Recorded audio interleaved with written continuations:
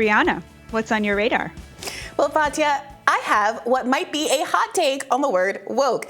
Hear me out. There is no one definition of wokeness. And the conversation that's emerged about whether there is a single definition of wokeness sort of misses the point.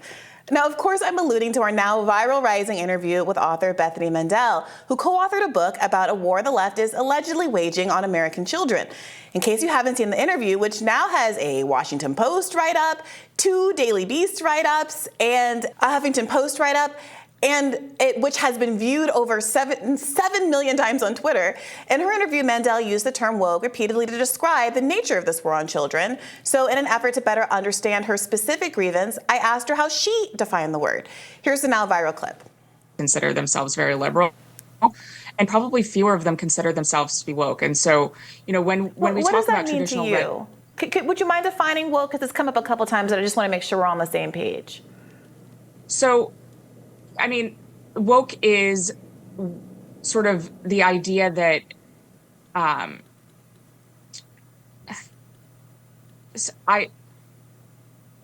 this is going to be one of those moments that goes viral. Woke is something that's very hard to define, and we've spent an entire chapter defining it.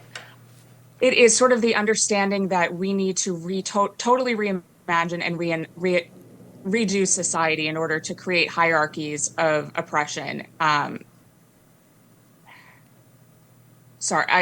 It's hard to explain in a 15-second soundbite. Now, I want to be really clear. I did not intend for this to be a gotcha moment. I asked her to define woke because I wanted to know in good faith. And that's because I know that many people take that word to mean many different things. And I wanted to figure out whether I might agree with her on certain points, as I had done earlier in the interview. Alternatively, I wanted to be able to articulate why we differed on other aspects of her argument without devolving into the typical shouting matches that go, woke is bad, no, woke is good, oh no, you just don't know what woke really means. Say what you want about me, but I don't exactly have a reputation of being a woke scold. I spent a good part of my career as a leftist journalist critiquing what I believe to be certain overreaches of the left that, in my view, undermine important substantive fights for racial, gender, and economic equality. My very first 2 viral articles as a journalist were critiques of weaponized identity politics and of cultural appropriation discourse. In those articles, I questioned whether the gender and/or race of politicians like Hillary Clinton and Kamala Harris were in fact being used to insulate them from legitimate concerns about their records on criminal justice issues, or in Clinton's case, her choice of an anti-choice VP. I highlighted the perversity of Clinton using, dare I say, a kind of wokeness to excuse not regulating the banks more harshly in the wake of the 2008 financial crisis. Well, breaking up the banks and racism was a line she used to push back against Bernie's call for greater punishment for the bankers that destroyed the economy. And it's perverse for obvious reasons. Black people suffered disproportionately during the housing crisis, as more black wealth was rooted in real estate than was the case for other racial groups. Not only would breaking up the banks literally help black people, but nothing in Hillary's policy agenda was geared toward curing racism anyway. It was a rhetorical deflection that weaponized a sincere investment in traditional wokeness, e.g. racial equality, to do the exact opposite, protect the banks at the expense of people of color and working class people more broadly. In the cultural appropriation article, I questioned whether we should really be mad at folks like Kim Kardashian for wearing black hairstyles like cornrows, when in my view, the more serious concern is long-standing economic inequality that is racially distributed, and which punishes black women for wearing the same hairstyles for which white women are celebrated. In other words, is the problem really that a white person did something like open a taco shop or cook Asian food? Or is it that, say, Latinos have more difficulty securing loans to open restaurants than white people, and therefore aren't as able to profit from their own traditions as white people are? At any rate, I never described these left overreaches as woke because I grew up with the traditional meaning of the word, which was positive.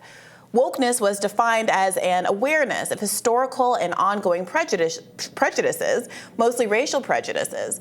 But that doesn't mean I didn't identify moments where left social ideology, which at that point during the Obama years was ascendant, didn't seem to sometimes jump the shark in a way I worried would ultimately harm the interests of the left. So I came up with new terms like weaponized identity politics, instead of just complaining about identity, which of course we all have and appreciate to certain degrees. And maybe I should have come up with something like weaponized wokeness, a toxic strategy liberals have been deploying for years, per the Hillary Clinton example. When conservatives complain about woke banks like SVB, they're half right. It's not that the bank failed because black people worked there. The bank failed because of deregulation, and I go into more depth about this in yesterday's Radar. But it is true that corporations have been using diversity initiatives to insulate themselves from legitimate criticisms about their business practices. Like, for example, not having a risk officer for most of last year. Of course, it's possible to have boards that aren't all white or all straight and be attendant to financial risks. But companies are playing a game of three-card Monte, hoping you look over there at the Pride Parade sponsorship so you don't notice their other more unsavory behaviors. Think Israel pinkwashing fighter planes that drop bombs on Arabs of all sexual preferences, or McDonald's introducing paper straws that turn out to be non-recyclable. Being woke, the good kind of woke, is sometimes profitable, at least in the current moment. So companies do want to appear woke, but no, they don't actually want to spend money on creating real economic equality. That would eat at their bottom line. So they co-opted wokeness, equality and justice movements to claim unearned public goodwill. And this is something I criticize regularly, along with a certain kind of sensitivity around speech and language as violence rhetoric that can too often shut down meaningful conversations that help each other understand each other as a community and form bonds that could help us go after the real enemy, the elites who hope to keep us in line by performing wokeness or anti-wokeness instead of paying fair wages, cleaning up the pollution that leaks into our communities, like what's happening in East Palestine, and sending our kids to war. So when Bethany said she was worried about wokeness affecting young children, I genuinely wanted to know what she meant. Now, it's become clear as she answered my question that she might not have been used to answering that kind of question. And I understand why. Most of us are in ideological silos. And when we speak predominantly to people within our own bubbles, we can get away with being kind of imprecise. Everyone in our own audience knows what we mean and can project their own frustrations and their own definitions on these kinds of words. Woke is perfect for exactly that reason. It gives a lot of cultural cachet to a lot of fragmented different ideas about what's wrong in the world. I mean, we all have something that we're mad at in these modern times, and I have even found myself reaching for the word woke as an easy catch-all to describe behavior by liberals that I disagree with. Say, liberals who dismissed Matt Taibbi's reporting on the Twitter files on the basis that he's a, quote, white man, instead of engaging substantively with what they do or do not appreciate about his work. But when pressed for specifics, it became clear, at least from my subjective view, that there wasn't much I agreed with respect to Mandel's argument about the left's war on children. The example that she offered when pressed was of a friend's 5-year-old child who came home from a birthday party saying she liked girls, and that her teacher responded, "That's okay." You can read the tweet for yourself here on the screen, and there's nothing in that tweet or in the rest of the thread that indicates that the child meant that she liked girls romantically. Kids, of course, often find members of the opposite sex distasteful at that age, saying they have cooties and are gross. And as I said to Bethany on the show, it seems to me that if anyone's sexualizing children, it was her friend who presumed the girl meant that she wanted to have a romantic relationship with other girls. Moreover, "that's okay" is probably the most neutral way a person can respond to a child in that situation. Would someone prefer a teacher tell a kid that it's wrong to like girls?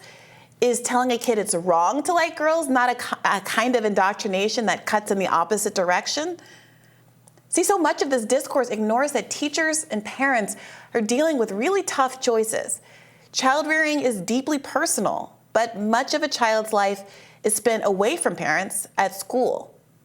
There are bound to be values gaps between parents and teachers cutting in both directions. My grandfather didn't love the indoctrination of my mom being forced to say the Pledge of Allegiance in the years after the McCarthy era and the intelligence agency's attacks on Black equality movements at the time. Maybe someone else would prefer to pass on some religious teaching that condemns homosexuality, for instance. But I'd argue it's not the school's role to parrot my grandfather's militancy any more than it is for a teacher to project homophobia on a 5-year-old who probably just thinks that boys are gross because she's 5. Instead of engaging in our communities, trying to find neutral ground and celebrating teachers like the one in Mandel's example who managed to give a non-committal, non-sexual, non-judgmental affirmation to a child, some of us are holding folks like that up as literal groomers. Now, I might agree with Mandel that some people engage in hierarchies of oppression or use their historically discriminated against status to bully others, say in classroom contexts, into submitting to their worldview. Of course that happens sometimes. I've seen it. I might agree that it's wrong to lash out at people who make good faith mistakes as they try to wrestle with new social norms like pronouns and dead names, but who are genuinely trying to do the right thing and be polite and courteous to others.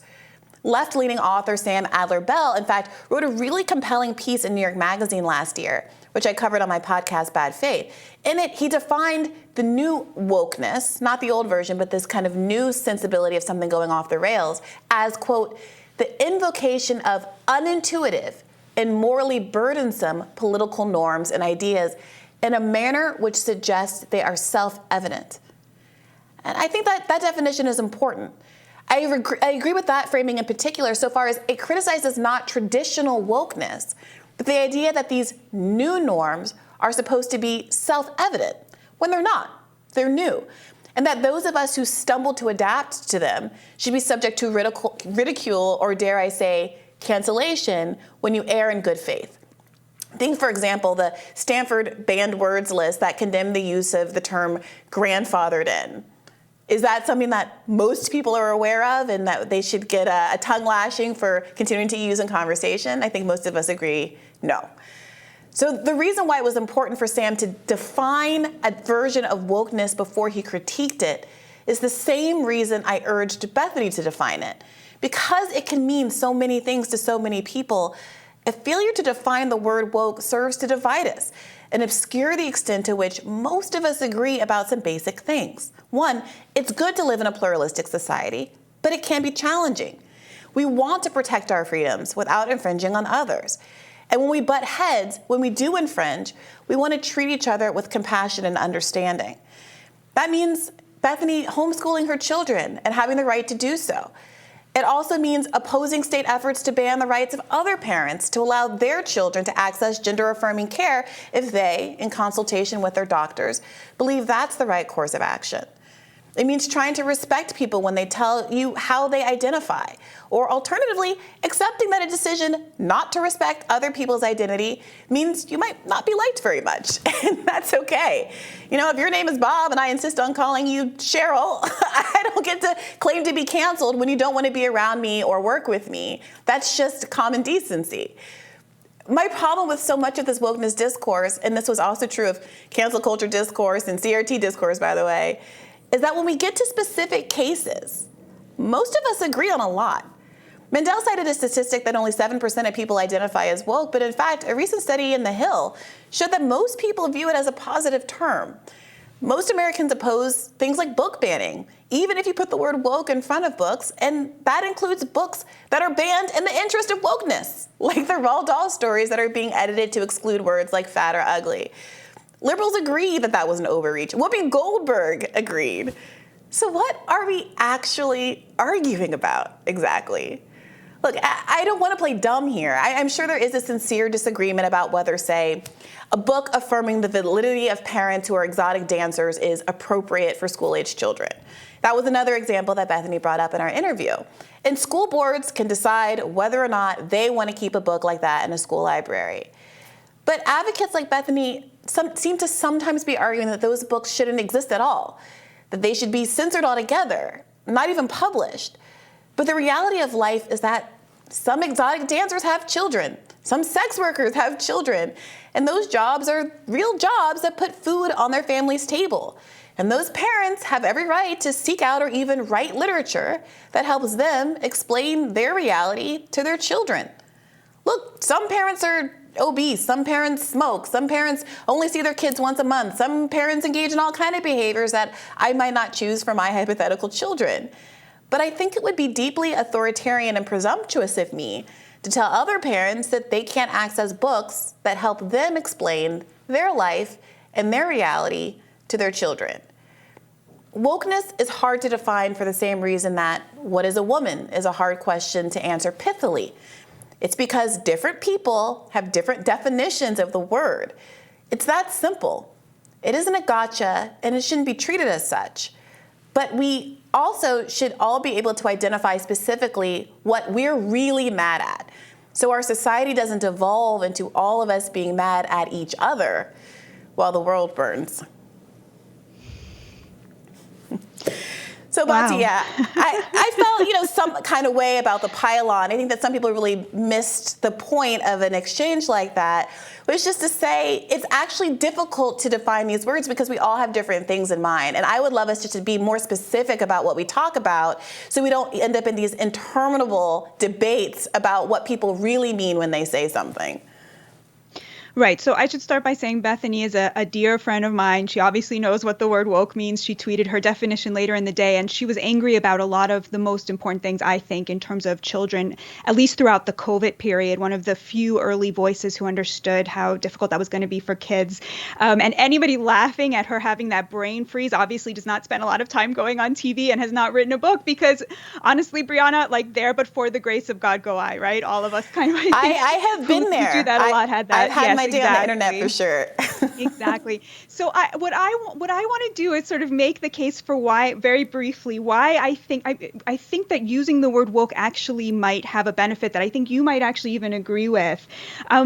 First of all, the wokes are obviously the people who from the left who hate you a hard time for being so eloquent about the dangers of, so my definition of wokeness, right, superimposing a racial binary onto a power binary in a way that suggests that, Don Lemon is a victim and the residents of East Palestine are oppressors, right? You are very eloquent in calling that out. And the people who hate you for doing it, that is the people that, I think it's important to have a terminology that allows us to critique that, but a terminology crucially that is available to people who don't have the luxury that we do of sitting around and talking about what to call things all day. I'm working on a book about the working class, which means I talk to a lot of working class Americans every week, a lot of people of color who use the word woke because it came to represent something that bothers them about what their children are being taught in school. Excuse me. And so I think a little bit that there is a class component to saying, look, we need to not use this word that has come to stand in for something that we can all agree is happening in a useful way to critique it, because,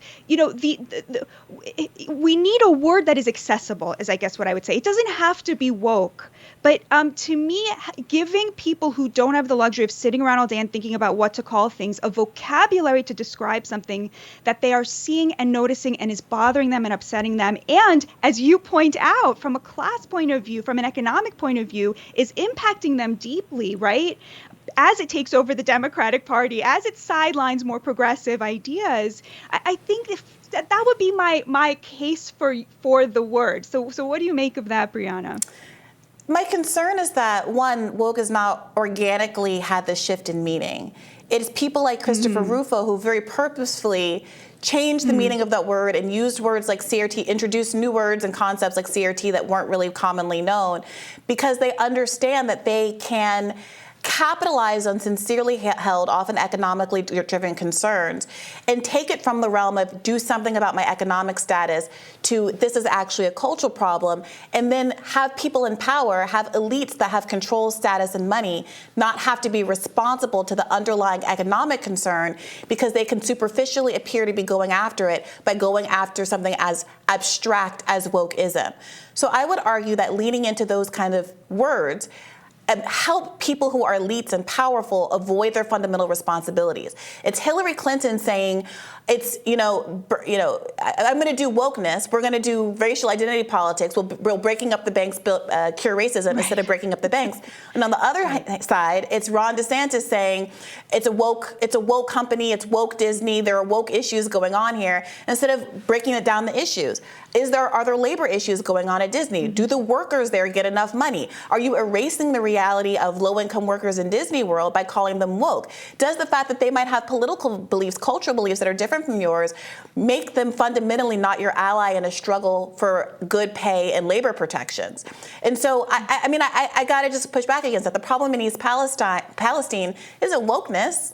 It's that there are lobbyists who spend millions of dollars rolling back safety regulations or preventing safety regulations from being in place, which might have prevented a crisis like this happening in the first place. And it's very difficult for me to understand how words like woke and some of these other cultural terms do anything other than get people farther away from having an acknowledgement that they have a class identity and class solidarity to each other that, if they're able to access, can help them actually change the economic reality in this country.